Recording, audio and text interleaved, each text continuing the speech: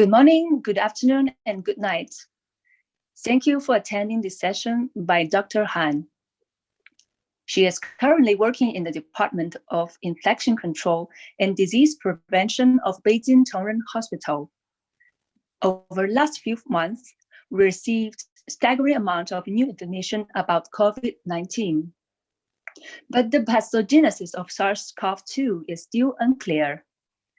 The session today will be focusing on the basic medicine of COVID-19 to help us better understand the symptoms and manifestations of patients and help us to make appropriate treatments.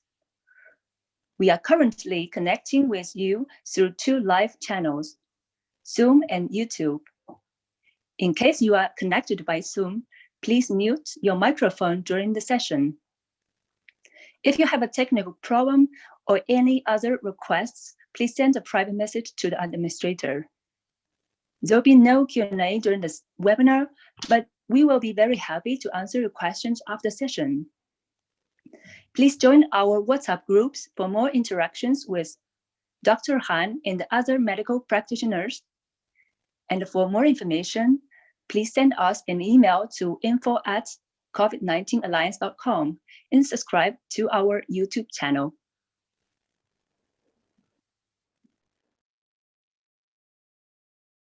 Hello everyone, I'm Dr. Han. I hope everyone's healthy. In this webinar, I will talk about the fundamental issues related to COVID-19, including virology, epidemiology, pathophysiology, and immunopathology, and some Shanghai clinical experience for this virus treatment. 下一张。好。So before I talk about COVID-19, I think I will make a brief introduction of virus. Most people think about virus. They conjure up images of those they are associated with serious human disease, like Ebola virus. It got a genome of RNA that encodes only 7 genes, yet the 7 genes can devastate the human body. Of HIV, it is a virus whose RNA genome reverses the central dogma of molecular biology.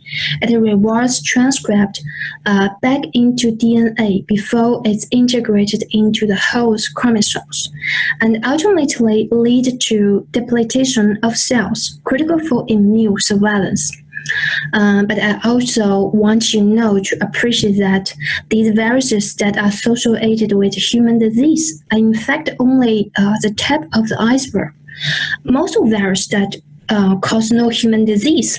In fact, our own genomics and combine our 8% virus. This is not a virus that actively replicating. There are remnants of virus that invaded our genomics throughout the history of human evolution. But now, it's now understood that some of these ancient virus remnants in our genome have actually been adapted by our own cells and functionalized for things like helping to control gene expression of mounting appropriate immune defenses. Viruses are also the most abundant biological entities on the planet. But the virus is so different from any other organism that they should be considered very separate. They are very tiny. They can only duplicate themselves by penetrating into live cells. They can only live in the cells. DNA of RNA can be their genetic material. They can grow in all kinds of cells, animals, bacteria, plants. Because viruses can only grow inside cells, they have to get into cells. But once they get in there, they can quickly take over the cell. Some of viruses have a life cycle of only 20 to 30 minutes. They can continue to live only if they passed on from one organism to another. Because being obligate parasites, they can't live out in the world on their own. So every virus is a story of transmission. We know that transmission in humans can involve sneezing or touch a surface that a sick person has touched. Different species have their own transmission way. Normally, viruses don't cross species transmission, but it's a part of evolution of viruses. Sometimes they evolve the ability to cross species transmission. So, from the gene perspective, the ultimate goal for virus is not killing the host, it's to find a way to live with the host. That partly explains why most diseases caused by virus are self-limit. So now we already know the characteristics of the virus. 下一章，谢谢。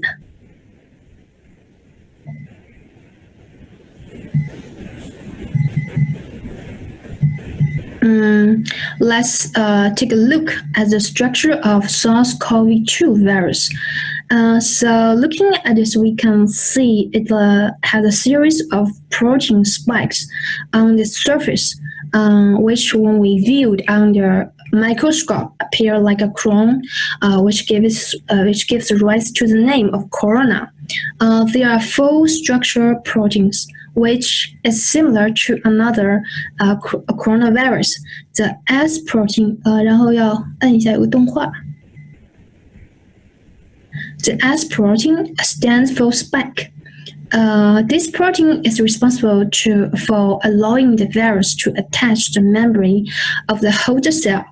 It contains a receptor binding domain, which recognizes a specific receptor and angiotensin converting enzyme receptor, ECEP2, which is expressed in lungs, heart, and kidney, and intestines.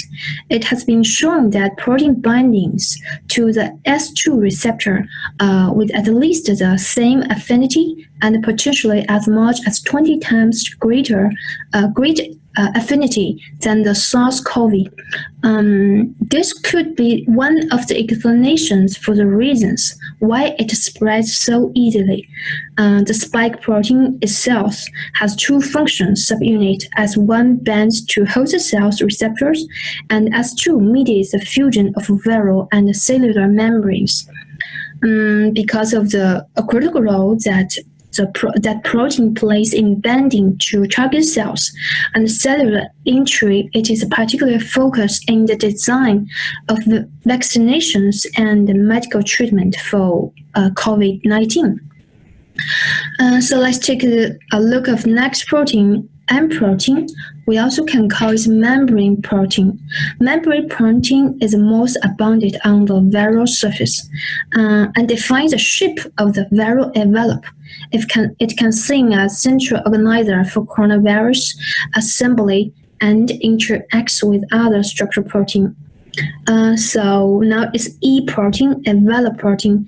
This is the smallest of the major structural protein of the viral membrane, which appears to have several roles. We know that it is integral in the assembly and the release of the virus from the host cells, and during viral replication, it is largely located at the site of intracellular trafficking, more specifically at the endoplasmatic reticulum and the Golgi apparatus.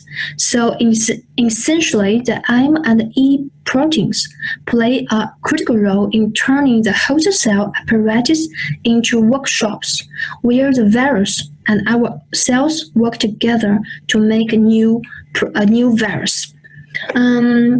Underneath the surface proteins, we have the viral envelope. This is a virus outer layer that is derived from the host cell membrane. It's a fatty layer that when it can take a contact with the soap, it will break down and killing the virus. That is the reason why hand washing with the soap is so important to prevent the spread of this virus. Now we look at the capsid. Capsid is a protein shell that encloses the genetic material of the virus inside this capsid. We have the nuclear capsid of M protein. This protein is bound to the virus single-strand RNA, which is where all this genetic information is held to allow itself to replicate. M protein appears to be multifunctional. In particular, it essentially inhabits a lot of host cells' defense mechanisms and assists viral RNA in replicating itself, and therefore in creating new viral particles. 下一张，谢谢。Coronavirus are a large family of common virus, which are found in humans and animals, and in many cases of the common cold due to coronavirus. They are caused two large-scale outbreaks in the past 2 decades. The SARS virus in 2002 and MERS virus in 2012. It is generally been considered that these coronavirus could cause future disease outbreaks because they are known to be able to evolve within animals and then jump to human beings through an intermediate host in SARS. Civet and the raccoon dogs were already identified as the intermediate host for COVID-19, which is believed jumped best to intermediate host to humans. But for COVID-19, also we believe we have the intermediate host. For now, all the research, maybe pangolin is highly suspected. COVID refers to the coronavirus infectious disease found in 2019. The actual disease itself is referred to as COVID-19, but the virus is called SARS-CoV-2, which stands for several acute respiratory syndrome. Coronavirus 2 was named because its structure very close to the SARS virus from 2002. So now 下一张，谢谢。So we have to take a look at how the SARS-CoV-2 replicate inside our cells.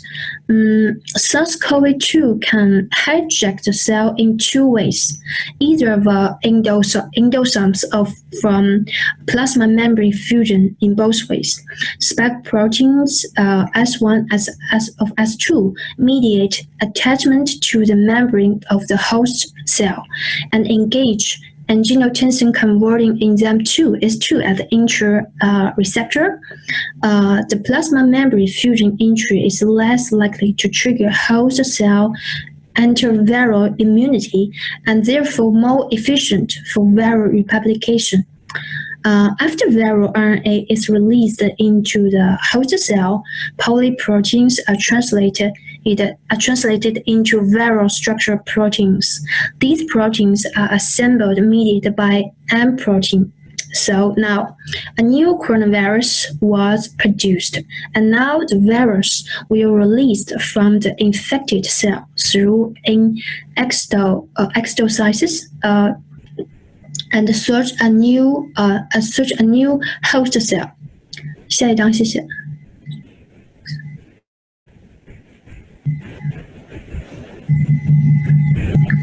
Now we already know SARS-CoV-2 is not from human being; it belongs to bats, and normally viruses don't transmit cross species. So I think it's very important for us to understand what factors drive the evolution of SARS-CoV-2 and the pattern of spread through the human population behind of the outbreak. This is a research published by Peking University with another medical team, and they try to answer the question. In this research, they confirmed coronavirus are naturally hosted and evolutionarily shaped by bats. Most researchers already agree with that. Because 96.2% genetic similarity between SARS-CoV-2 and bats-related coronavirus collected in collected in Yunnan province in China, but is not very similar to the genome of SARS-CoV. About 79% of MERS-CoV, about 50%. It has also been confirmed that SARS-CoV-2 uses the same receptor, the angiotensin converting enzyme 2, ACE2, as the SARS-CoV. Also, the specific route of transmission from natural reservoirs to humans still remain unclear. But pangolin is a highly suspicious intermediate host. The very interesting, they analyzed 103 SARS-CoV-2 genomes indicated that these viruses evolved in two major types, designated IL and type. They are well defined by two different SNPs, single nucleotide polymerase. They stratified the virus based on the locations and dates. The data show 27 viruses were isolated from Wuhan. Among these viruses, 26 were L-type and only one were S-type. However, among the other 73 viruses isolated outside Wuhan, 46 were L-type and 28 were S-type. This statistical comparison suggests that the L-type is significantly more prevalent in Wuhan than in another place. The p-value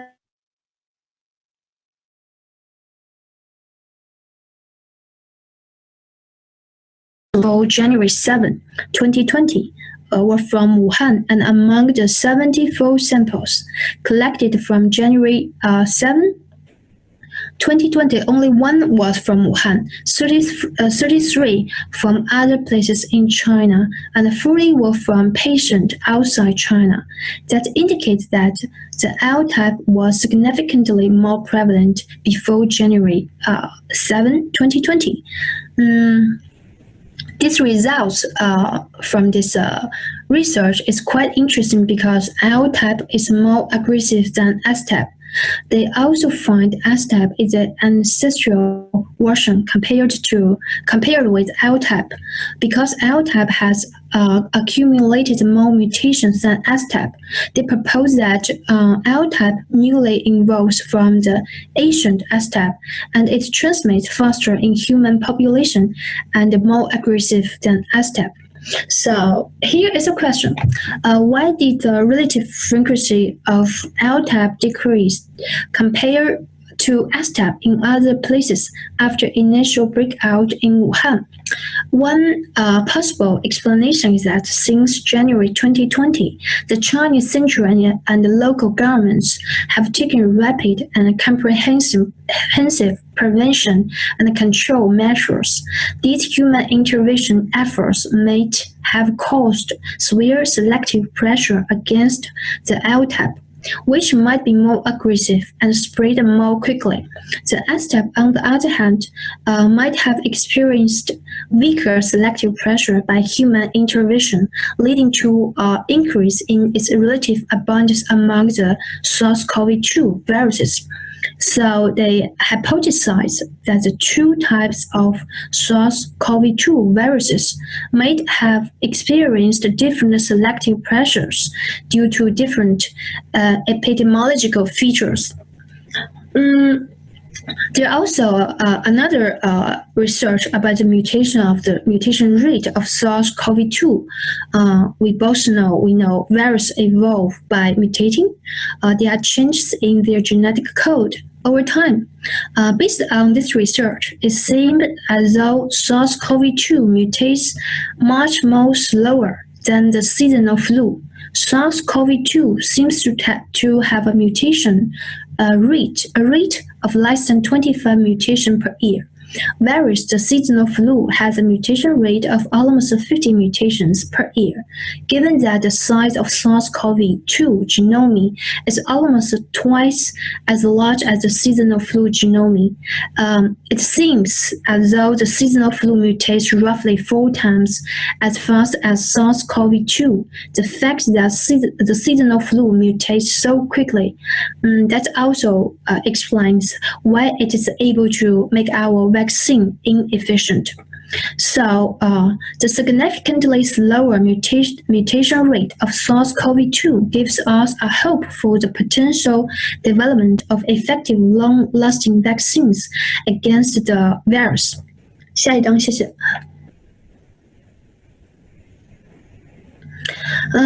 Now let's talk about the pathophysiology of SARS-CoV-2.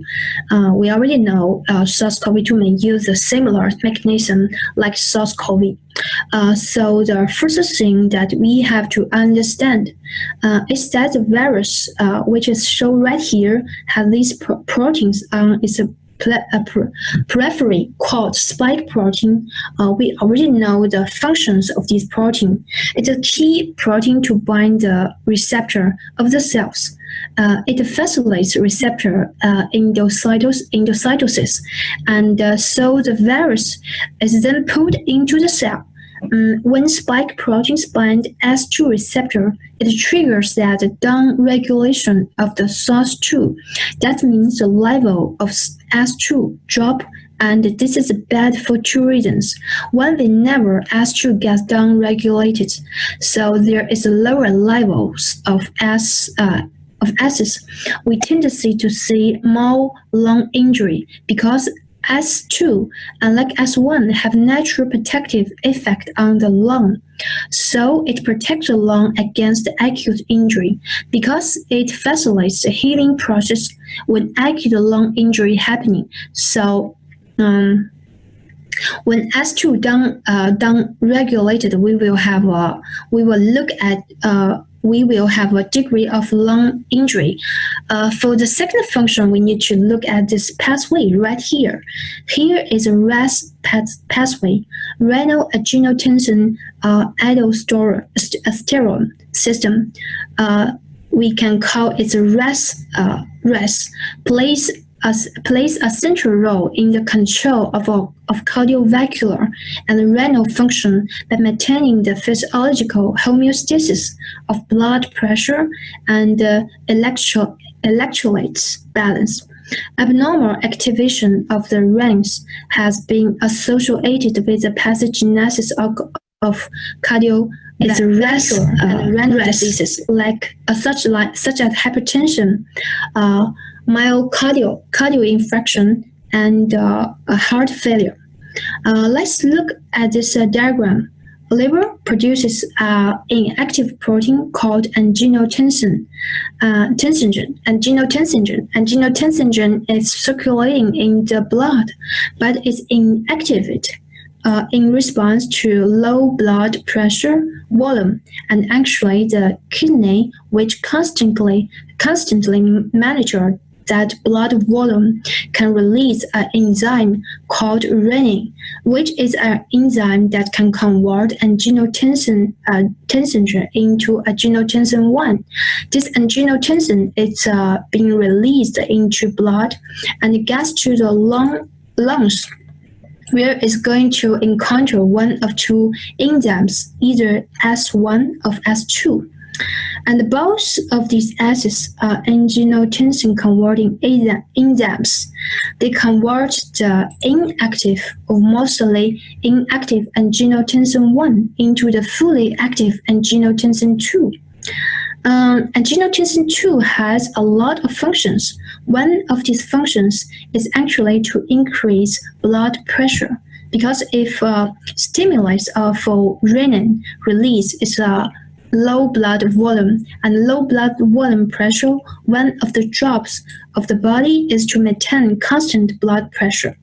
So this is a negative feedback system to get angiotensin 2, which then does some functions to raise blood pressure back. But the other angiotensin 2 can can do is it can bind to receptors in lungs called angiotensin II receptors of type 1 alpha. It increases the vascular permeability in the lungs. So what angiotensin II is doing here is a problem arise. We have two forms of these enzymes, SS2 and SS1. When SS2 was downregulated, there is a compensatory increase in S1. It's just a negative feedback. However, S1 has more activity than S2. If we have excessive S1 activity, we will end up to have excessive angiotensin II. We also will have excessive binding to this angiotensin receptor. To be more specific, it's a type 1 angiotensin II receptor. This receptor we actually see in the tissues of the lung, and its function when bind is to increase primary vascular permeability. That's going to bring fluid into the lung. So we know why it's so bad if S2 is downregulated. So when we get so many primary vascular permeability, and that itself leads to pathology and also lead to tissue damage in the lung. And also S2 is inhibited by spike protein, and you cannot protect against that lung injury. 下一张，谢谢。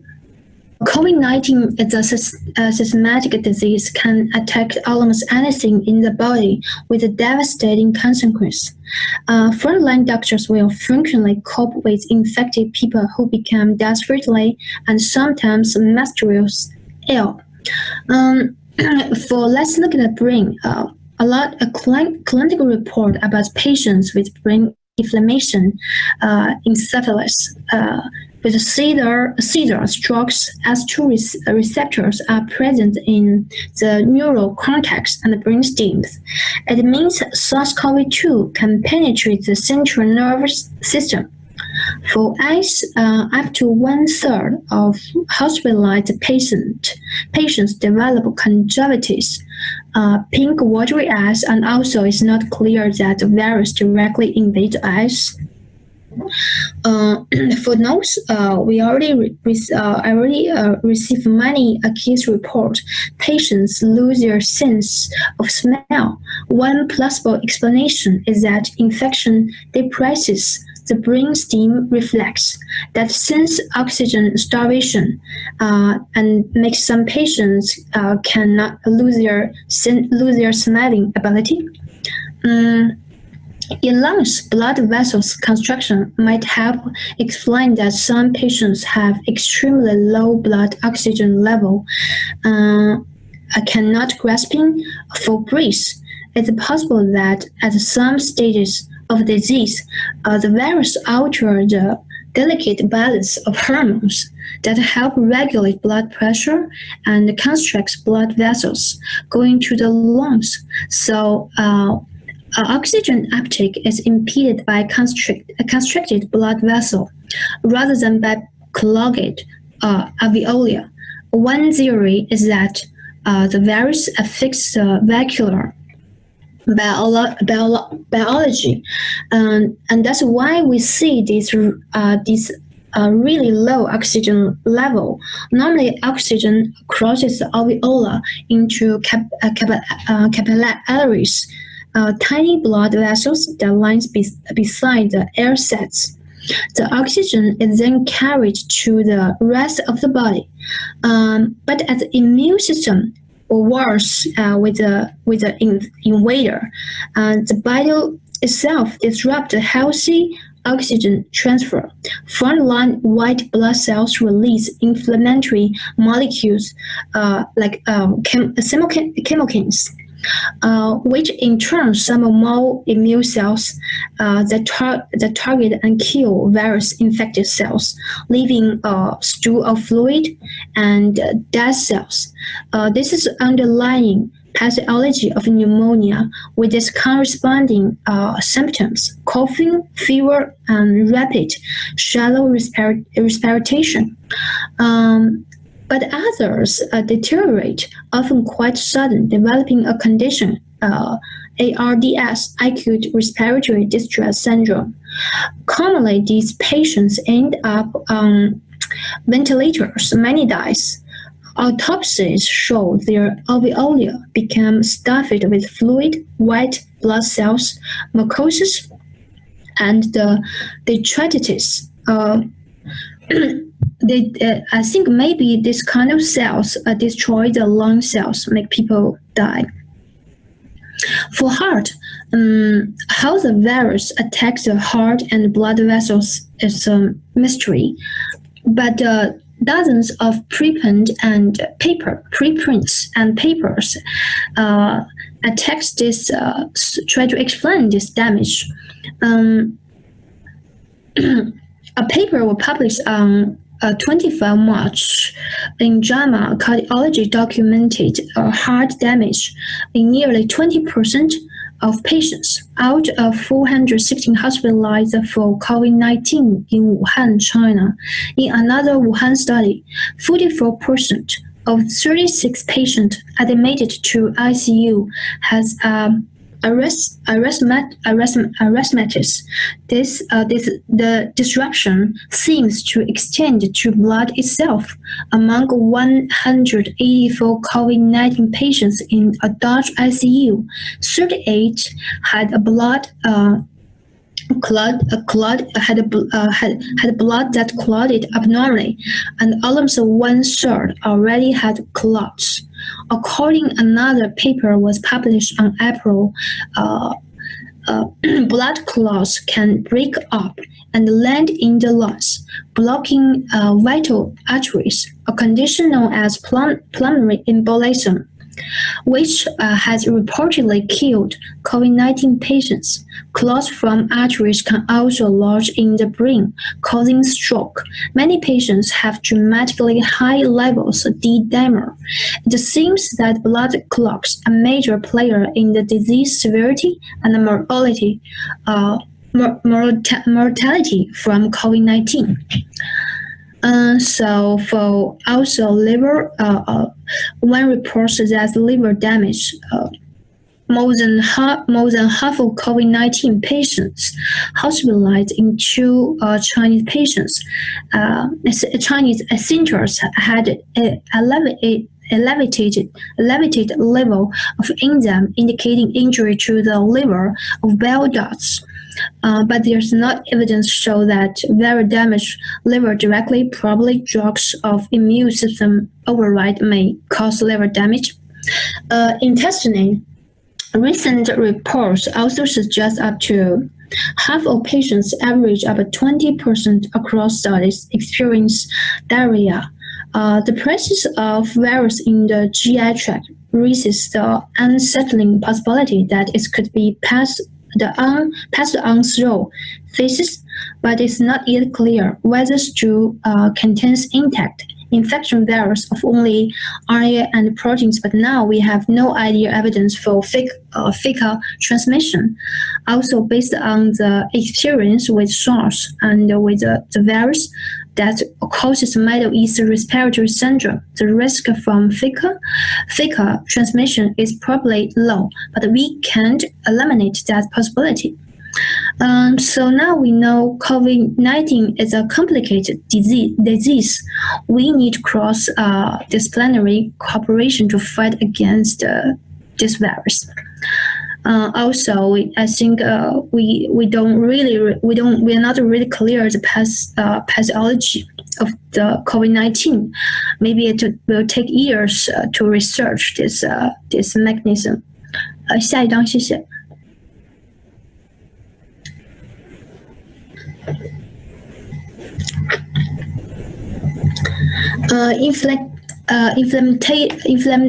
Mutation is the body's first line of defense against infection or injury, responding to challenges by activating innate and adaptive responses. There are 4 stages to classical self-limiting inflammatory response. Here is a recognition of the pathology. This begins to innate immune system recognize a pathogen associated molecule painter, we can call PAMP. Once it's activated, a signal cascade is triggered when results in expression of specific pro-inflammatory cytokines. Cytokines play a vital role throughout the whole process of inflammation. They eliminate the stress and help body return to homeostasis. During the infection, the host recognizes the pathogen, which leads to cellular recruitment and pro-inflammatory cytokines response, including IL-6 and TNF. This inflammatory response leads to a pathogen clearance, also allowing the body return to immune homeostasis, and the body will survive. But when immune recognition is delayed or invaded, causing a delayed and inappropriate response, this can allow the pathogen to proliferate, trigger hypocytokemia, and that leads to tissue damage and potential death of the host. So look at this laboratory data for the acute phase of COVID-19. T cells and B cells are decreased dramatically, and the inflammatory cytokines and D dimers are increased. 下一张，谢谢。So let's talk about the details of immunopathogenesis of SARS-CoV-2. We already know the immune response is essential for the resolution of an infection, but it can also result in immunopathogenesis. We observe that in COVID cases, most damage to lung in severe cases is due to severe inflammation rather than a direct damage effect of the virus itself. Acute respiratory distress syndrome is associated with the upregulation of pro-inflammatory cytokines and chemokines. Cytokines are chemical messengers that are released by immune cells. They do things to mediate to trigger the immune response. And when chemokines what chemokines do, it's summon those immune cells to arrive at the proper location and be active to the infection, like interleukin 1, interleukin alpha, interleukin beta, interleukin 6. A lot of ritual respect studies in patients who recover from SARS with those who versus those who succumbed to the disease have shown that earlier expression of interferon alpha, interferon gamma, and another proteins that are encoded by INF stimulated genes in all patients, but only patients who survived then had gene expression profiles that are indicative of the development of a adaptive immune response. So the adaptive immune response is so vital to survive. Patients who succumbed the coronavirus maintained high levels of these kind of cytokines, CSCY10, CCL2, and ILG encoded proteins very specific. Antibodies were present at a low level were absent, which suggests that severe disease is related to the lack of a switch from from an innate immune response to an adaptive immune response. There are a few puzzling data COVID-19 cases, which are hard to be explained.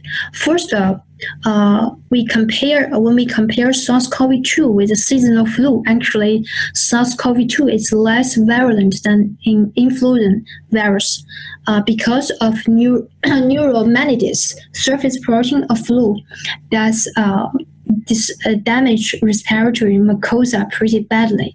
But the common human coronavirus lack this devastating weapon, and the COVID-19 seems no exception. But when compared with seasonal flu, the fatality rate of SARS-CoV is higher because human beings have a long history with exposure to influenza viruses, making majority of humans possess certain degree of immunity against influenza viruses. So what helps COVID-19 to be so dangerous?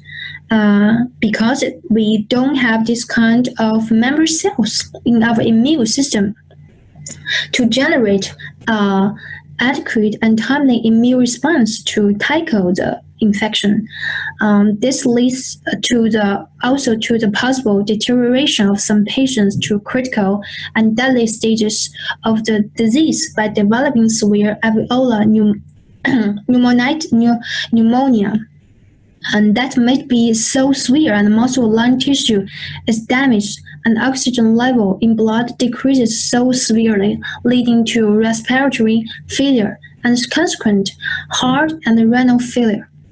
So it also can be found that children age 9 or younger are infected as same infected as the other age groups, but they are much less likely to have severe symptoms. That are seen in older groups. In fact, in many cases, never showed symptoms at all.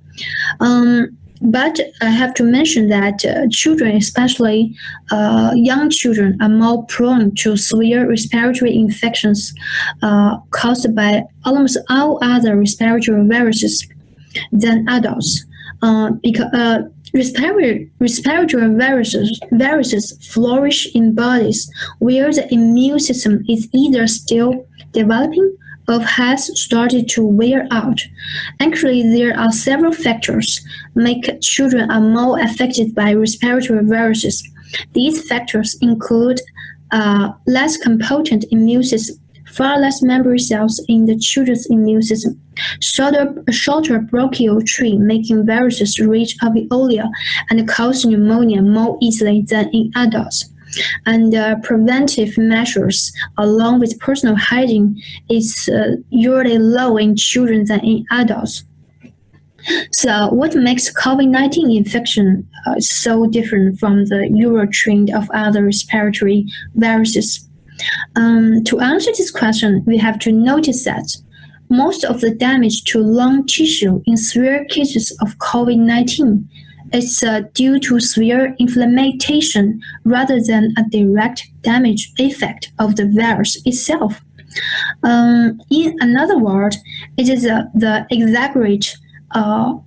exaggerated immune response of the immunopathogenic response, which is responsible for severe pneumonia and consequently respiratory failure.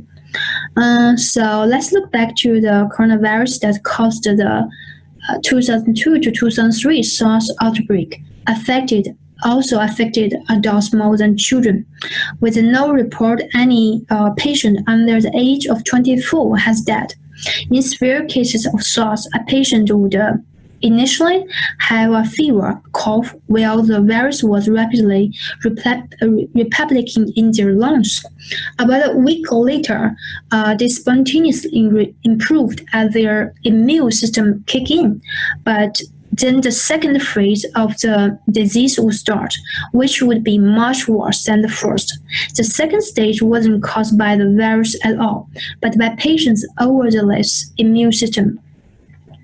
So the immune pathogenesis of the COVID-19 is still unclear, but based on the current documentary data, we can hypothesize some people, especially the old and sick people won't be able to turn off their inflammatory response, leading immune cells and the inflammation-inducing molecules known as cytokines to float into the lungs.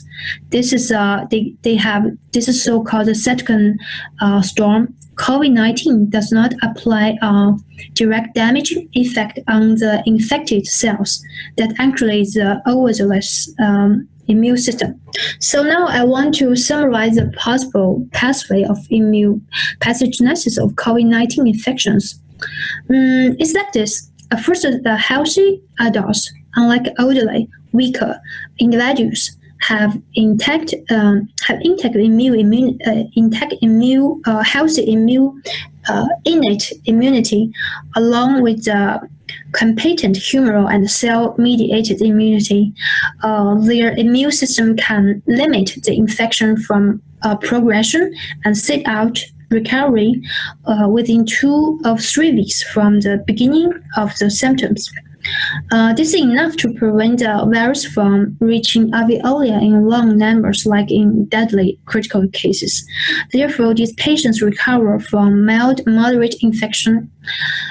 Second, elder patients with comorbidities and have compromised immunity do not have the same nice innate and adaptive humoral immune response as healthy adults. Therefore, SARS-CoV-2 replicating in lungs in huge numbers until reaching alveoli, beyond the beyond which blood circulation is strictly guarded by the alveolar lymphocytes and the macrophages. At alveoli, immune system become more aggressive as alveoli as the last location before virus invade blood circulation. Alveoli are abundant, guarded by alveolar lymphocytes, macrophages, which are pillars of cell-mediated immunity. Also, the airway epithelial cells act as immune effector cells in response to harmful exogenous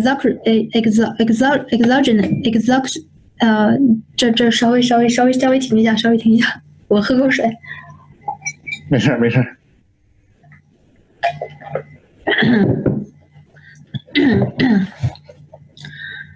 Harmful exogenous stimuli as they express on their surface adhesion molecules and secret virus immune molecules such as cytokines, chemokines, and other factors that play a major role in cell-mediated immunity. So now the cell-mediated immunity become fully in charge and start to eradicate infected cells at extensive scale response, along with a surge in local and systematic cytokines leading to severe and devastating alveolar and interstitial inflammation, leading to damage our lung tissue, and filling alveoli with inflammatory exudates. This eventually results in severe hypoxemia and respiratory failure, and maybe collateral, maybe also damage in downstream organs like liver and kidney.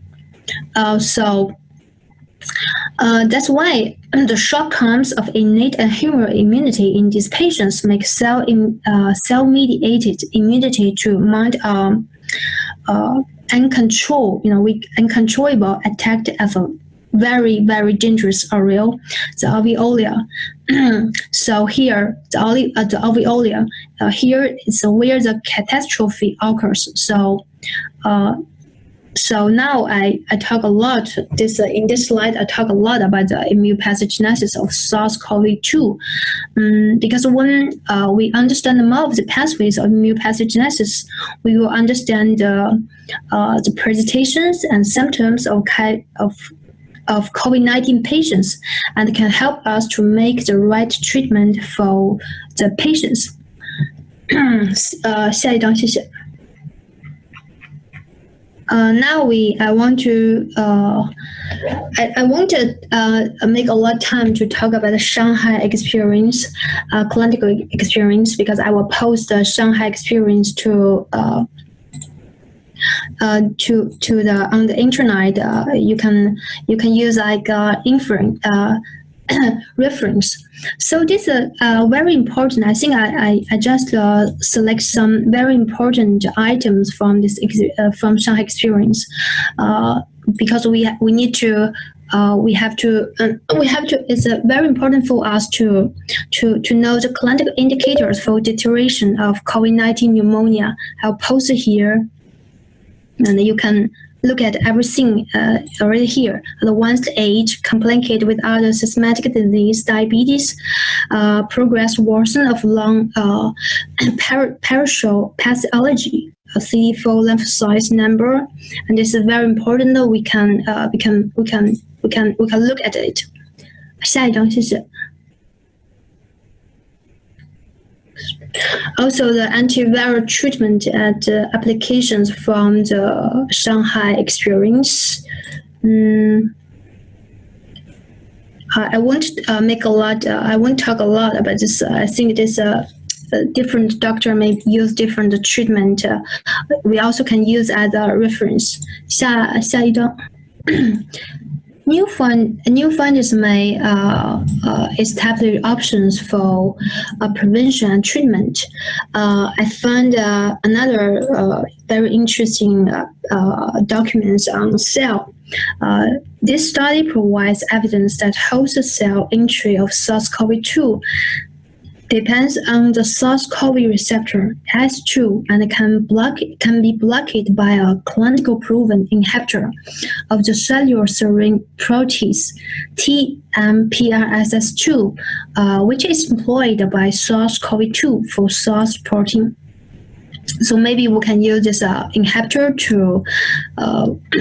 to prevent and treat the patient who got COVID-19.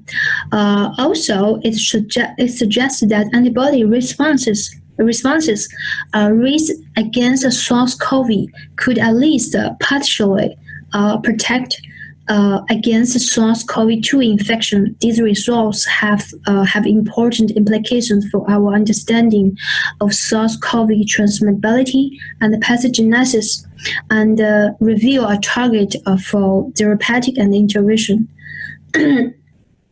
下一张，谢谢。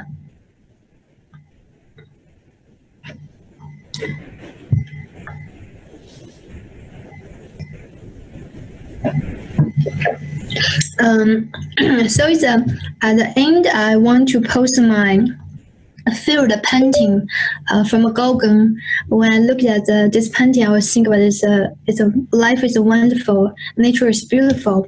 I know it's a very difficult time for all the medical workers, especially for frontline doctors. But we must face infection as a soldier must face bullets. At the end, I want a quote award from Winston Churchill's speech, but I changed a little bit. Let us therefore brace ourselves to our duties and so bear ourselves.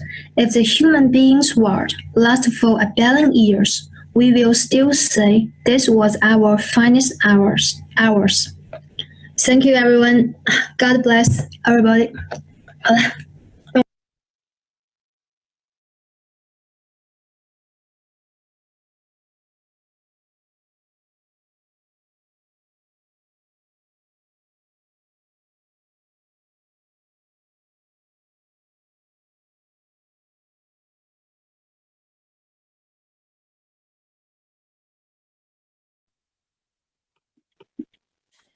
Thank you very much to Dr. Han for sharing her knowledge and expertise. We have recorded this session so that you can have further study and share it among your fellow healthcare workers if you consider it useful. You can send an email to info@covid19alliance.com and ask for this recording. In response to the growing requests we have received every day from many countries and regions, we are taking a leap forward. We are now officially expanding to an international level to serve and connect medical practitioners around the world. From this moment, our alliance has a new name, Global Volunteers Alliance Against COVID-19. You can visit our website, covid19alliance.com, or follow us in LinkedIn to see the updates. In case you are connected by Zoom, you can find 2 group links in the public message of the room. We have established both English and Spanish-speaking WhatsApp groups for discussions. In case you are connected by YouTube, for further requests, you can also send us an email to info@covid19alliance.com and subscribe to our YouTube channel and keep updated for future sessions. Doctors, regardless of which region you come from or which language you speak, we are here to provide our unconditional support to you all. Thank you very much for attending.